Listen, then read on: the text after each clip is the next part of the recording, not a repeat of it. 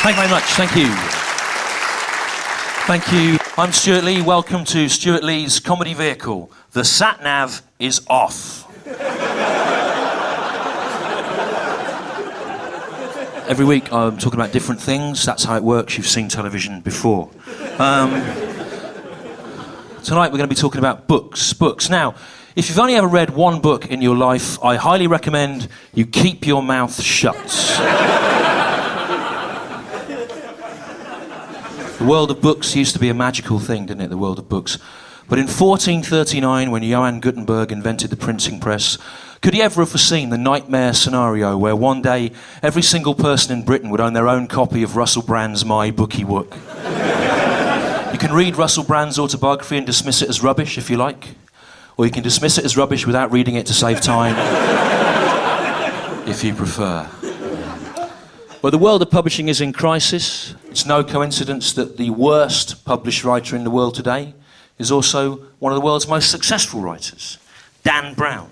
Now, Dan Brown is not a good writer. The Da Vinci Code is not literature. Dan Brown writes sentences like, "The famous man looked at the red cup."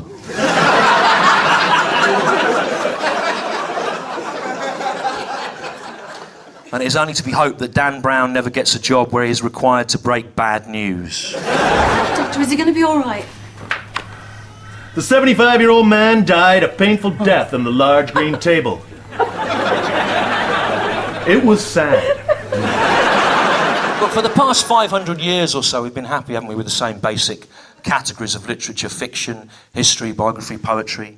But in the last 2 years or so, in every high street bookshop, there is now a new category of literature: celebrity hardbacks. Everywhere you go, celebrity hardbacks.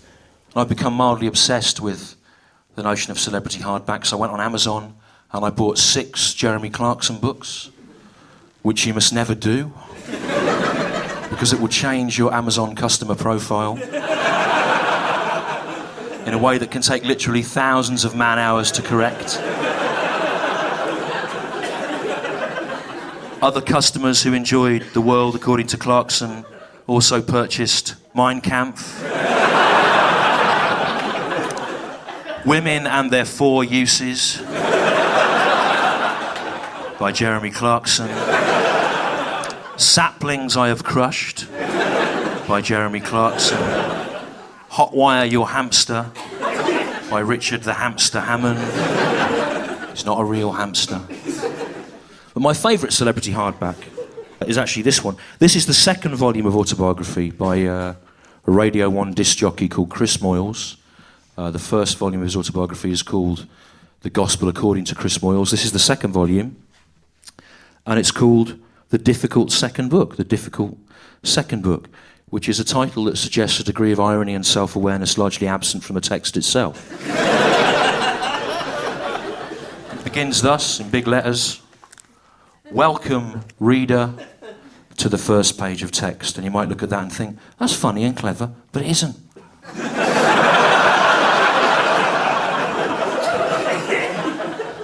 It begins, "When my friends found out that I was writing a book, a few of them asked me what it was about." When my friends found out that I was writing a book, a few of them asked me what it was about. Now, I don't presume to know everyone in this room personally, but I think it's reasonable to assume that if any of us said to our friends, "I'm writing a book," then pretty much all of them, if only out of an involuntary reaction of basic human curiosity and politeness, would say, "What's it about? I'm writing a book." "Are you, Stu? What's it about? I'm writing a book." "Well done, what's it about?" I'm writing a book. What's it about?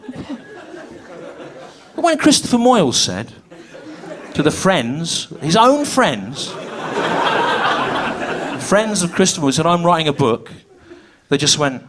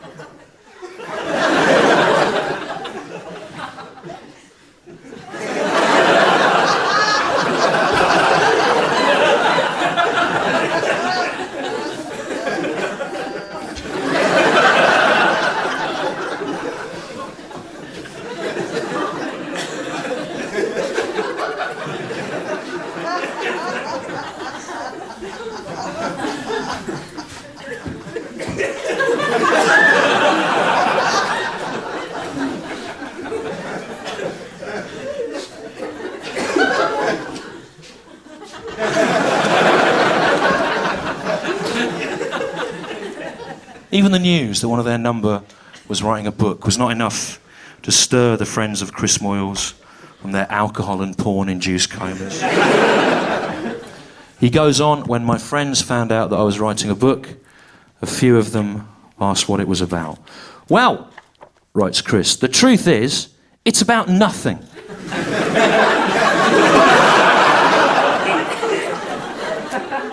Just stuff. Hopefully funny and interesting stuff, but stuff all the same. I like to see it as a great toilet book.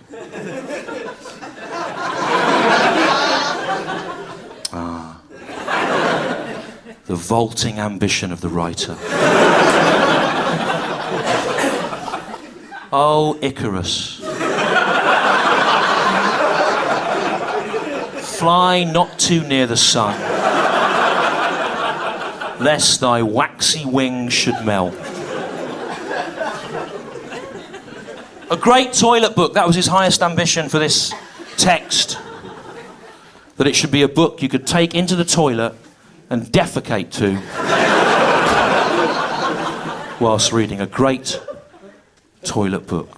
So given that he just wanted to write a great toilet book, why has Chris Moyles chosen to put on the front of this would-be great toilet book an endorsement from his celebrity friend Davina McCall, who describes this would-be great toilet book as butt-clenchingly honest?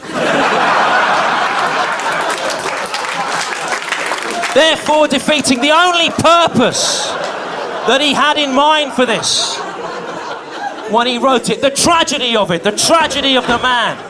All he wanted in the goodness of his heart was to write a book you could take into the toilet and defecate to whilst reading.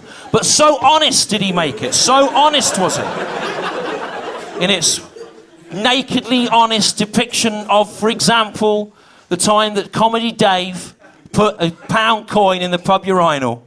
So honest was it that it literally forced the buttocks of the reader together, preventing them from carrying out the one purpose he had in mind for this book. There is no point in writing a butt-clenchingly honest toilet book.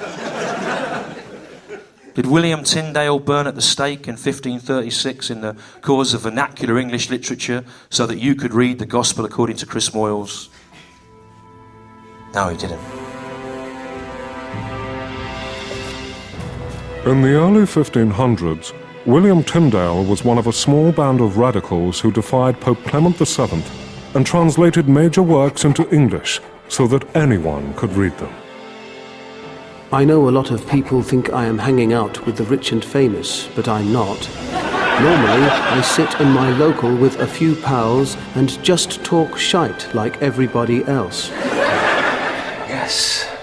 Yes, Chris Moyles expresses such noble and improving sentiments. The common man must have celebrity hardbacks. For too long, the written word has been the preserve of the elite.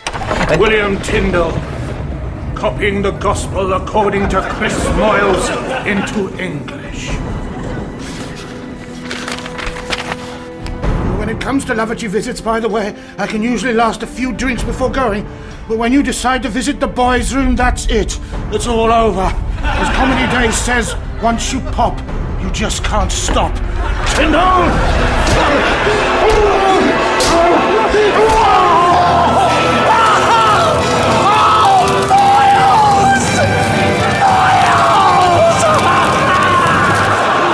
Chris Moyles, of course, one of the few published writers who can claim to have written more books than he's read. My second favourite celebrity hardback is this. This is a book called My Dangerous Life with So Solid Crew. And it's by a man called Asher D. He was in Grange Hill. And he's one of these rappers they have now, the rap singers. I don't know if you've seen them. Yeah, you've seen them about, the rap singers. Yeah, you've seen the rap singers on the top of the pops. They have them, don't they? They used to come on there, didn't they? The rappers, the rap singers come on the top of the pops. You've seen them on there. There'd be a young woman singing, and then one of the rappers would come on and they'd talk and do a little dance. You've seen them, the rap singers on the top of the pops. They have them, and on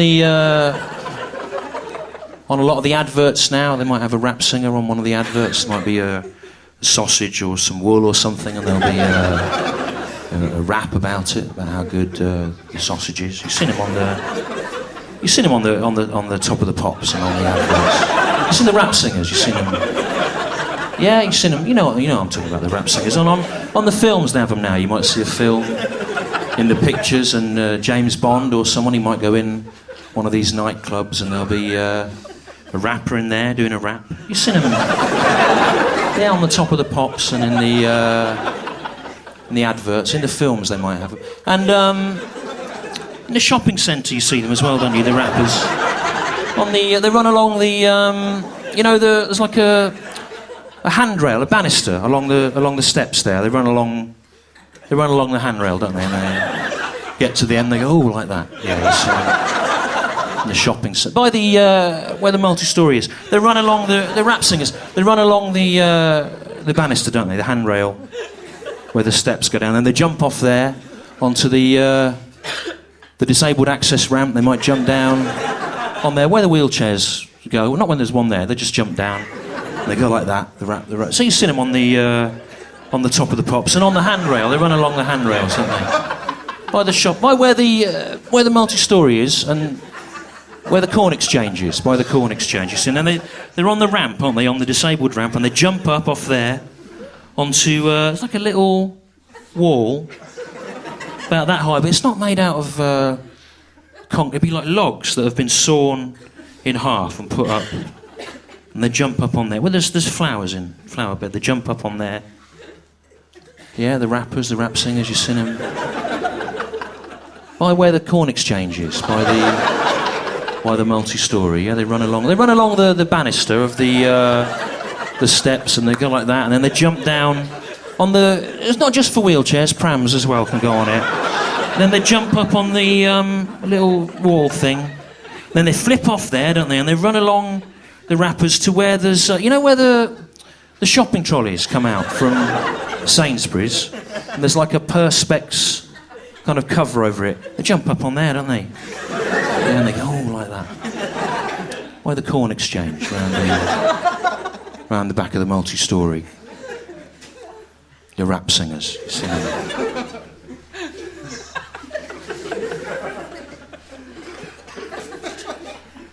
Now, this book's not really aimed at me.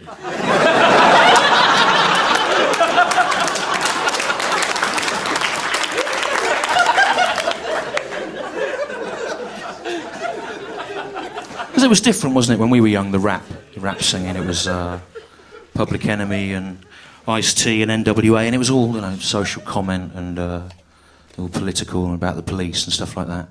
Now it's just a bloke standing on a bin, isn't it, going like that? Recycling bin, yeah, with all loads of jumpers piled up by it. You can't put jumpers in it, it's for plastic.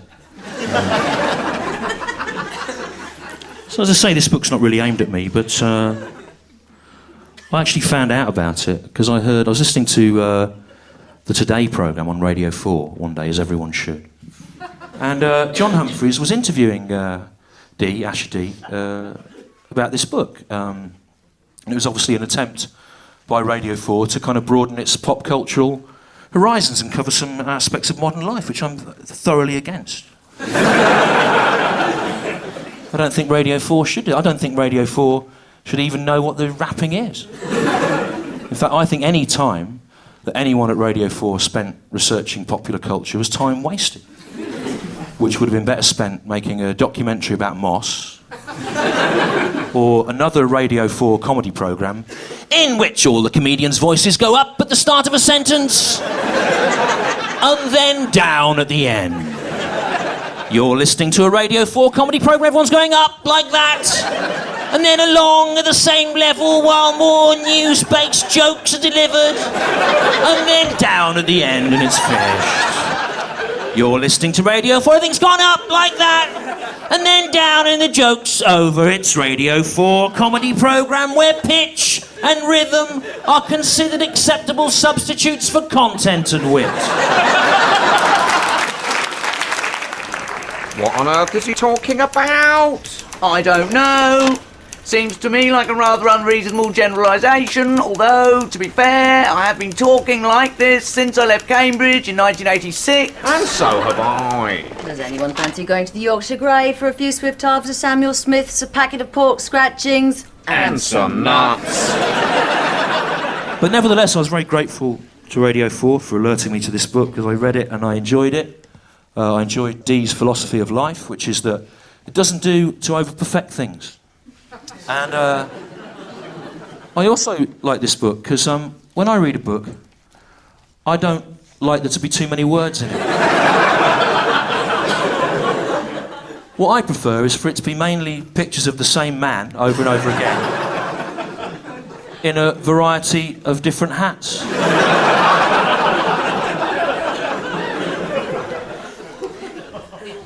My favourite bit of this book is page 97, where there's Dee there again, look. One big picture of him, and there's two similar but smaller ones, in case you imagined what he would look like in the distance.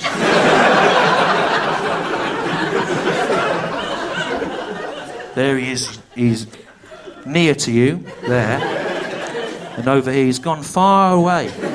Gone, bye, I'm going now. Go, bye, Asher D, bye. See you soon, all right, bye.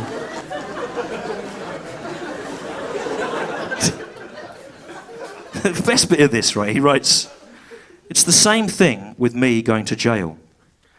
In a way, it's a Jesus thing. They say Jesus died for us, and in the same way, I'm going through what I'm going through, so that other people, the young people coming up, don't have to.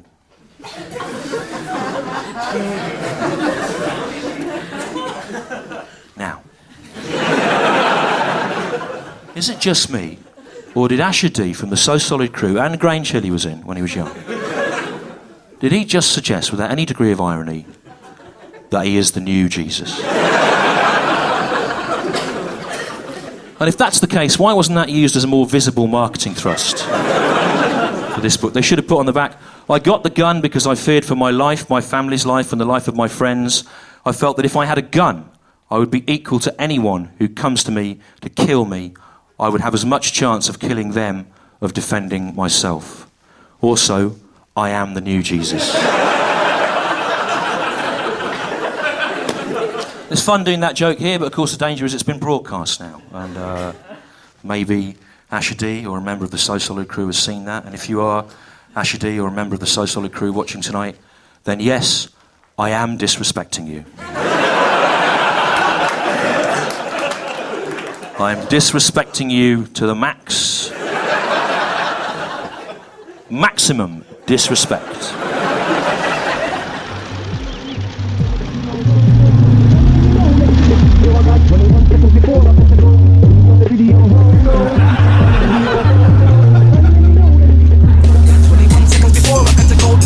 Seconds, 21 seconds, 21 seconds, 21 seconds. The world of publishing is in crisis. Publishers sell hot titles at massive discounts to supermarkets, driving independent publishers out of business. I remember when the last Harry Potter title came out, I think it was Harry Potter and the Crock of Shit. Remember that? Right, Harry Potter and the Crock of... Or Harry Potter and the Mitten of Wool. Remember that? Or Harry Potter and the Stick of Wood. Or Harry Potter and the Forest of Embarrassment. Or Harry Potter and the... Anyway, I was in Tesco's and they were literally delivering the new Harry Potters on forklift trucks, on pallets, into the supermarket. Get your books, pile up the books. Get a multi-pack of books. Why not take an extra book home, put it in the freezer? You know those Harry Potter books? You know they're for children, don't you? They're aimed at children, the Harry Potter. They're children's books. People go to me, have you read the new Harry Potter book, Stu? It's good, have you read it? No, I haven't read it. Because I'm a 40-year-old man. You should read it, Stu. It's about a wizard in a school. I'm not reading it. I'm an adult. Have you read Harry Potter, Stu, and the Tree of Nothing? No, I haven't. I haven't read it. But I have read the complete works of the romantic poet and visionary William Blake. So fuck off.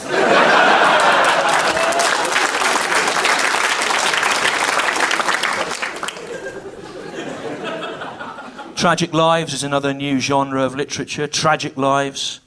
Go in the supermarkets, piled up. Tragic Lives. Books like Angela's Ashes by Frank McCourt, A Boy Called It by Dave Peltzer, and The Little Prisoner by Jane Elliott. Tragic Lives. It's a very difficult genre to master, the Tragic Lives genre, because the Tragic Lives writer has to be able to convey accurately all the suffering and abuse they endured as a child. But most of these books are so badly written, they read as if Dan Brown got a job doing case notes for the Child Protection Agency.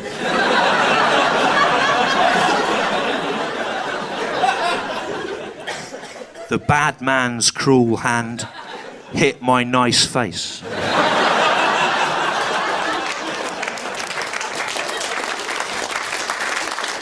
But the supermarkets are piled high with Tragic Lives. But above all, it was Irish writers that first initiated and then developed the genre. And of course, the book that inspired them all, The Teats That Wept Tears by Paddy McGinty's Goat. Patrick McGinty, an Irishman of note, had come into a sum of money and bought himself a goat. I saw him across the lane through the bars of my stall at the Killaloe County Agricultural Fair. He staggered toward the pen, slavering and drunk, and his eyes fell upon me, red and round with hot lust. I heard him mutter under his breath. Says he, "Sure, of goat's milk I'm going to have me fill." Which puzzled me, as I, the goat you will come to know as McGinty's goat, was a male goat. That's a terrible story, Paddy McGinty's Goat. It's all true. I know, I never said it wasn't. Good, because it is. Then McGinty took me away with him, trussed up on the back of his old bicycle. And every furrow in the Killaloe road made the ropes bite deeper into me flesh.